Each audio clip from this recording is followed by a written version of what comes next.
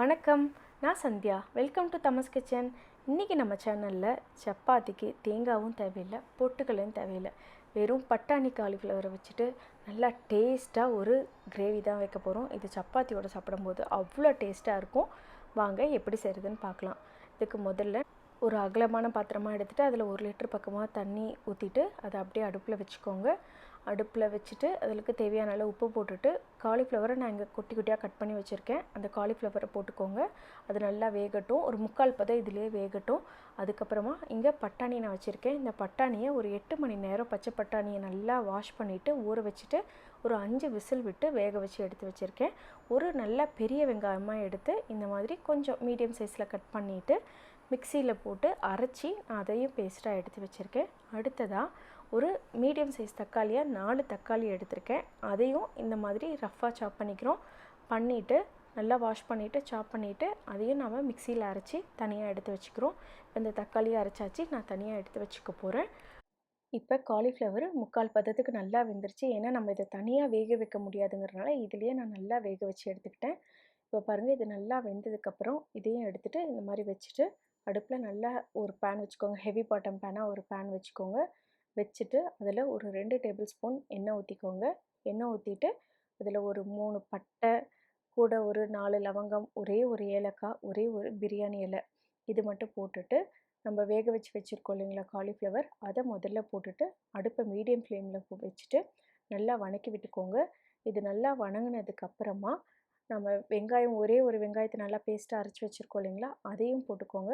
போட்டுட்டு அடுப்பை மீடியம் ஃப்ளேமில் வச்சுட்டு நல்லா வணக்கி விட்டுக்கோங்க.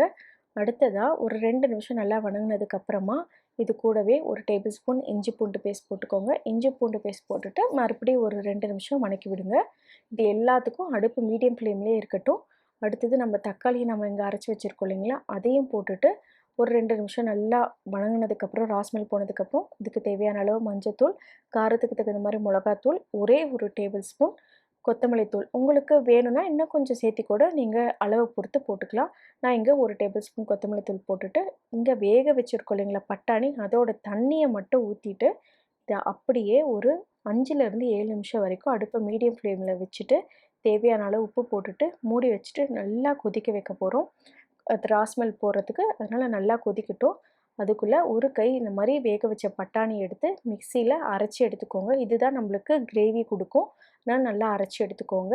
இப்போ ஒரு 7 நிமிஷத்துக்கு அப்புறம் நம்ம வேக வச்ச பட்டாணி ஃபுல்லாக போட்டுட்டு இந்த ஃப்ளேவர் எல்லாமே அந்த பட்டாணிலேயே இறங்கணுங்கிறதுக்காக மறுபடியும் இதை ஒரு 5லேருந்து 7 நிமிஷத்துக்கு இது நல்லா கொதிக்க விடுறோம். நல்லா கொதித்து வரும்போது காலிஃப்ளவர் பட்டாணி எல்லாம் நல்லா வெந்து கொதித்து வரும்போது நம்ம அரைச்சி வச்சுருக்கோம் இல்லைங்களா பச்சை பட்டாணி, அதையும் போட்டுட்டு நல்லா மிக்ஸ் பண்ணி விட்டுக்கோங்க.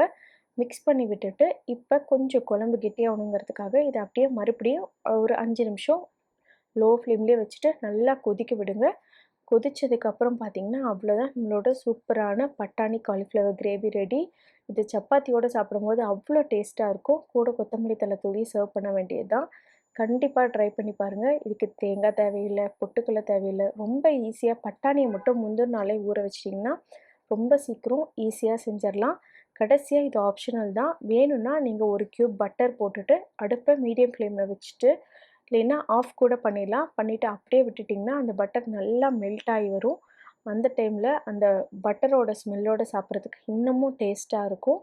இது அப்படியே சுட சுட இந்த மாதிரி சாஃப்டாக சப்பாத்தி போட்டுட்டு அந்த சப்பாத்தியோடு சாப்பிடும்போது அவ்வளோ டேஸ்ட்டாக இருக்கும். கண்டிப்பாக ட்ரை பண்ணி பாருங்கள். இந்த வீடியோ பிடிச்சிருந்துச்சின்னா மறக்காமல் தமிழ்ஸ் கிச்சனை சப்ஸ்கிரைப் பண்ணுங்கள். உங்கள் ஃப்ரெண்ட்ஸ் அண்ட் ரிலேட்டிவ்ஸ்க்கு இந்த வீடியோவை ஷேர் பண்ணுங்கள். நன்றி, வணக்கம்.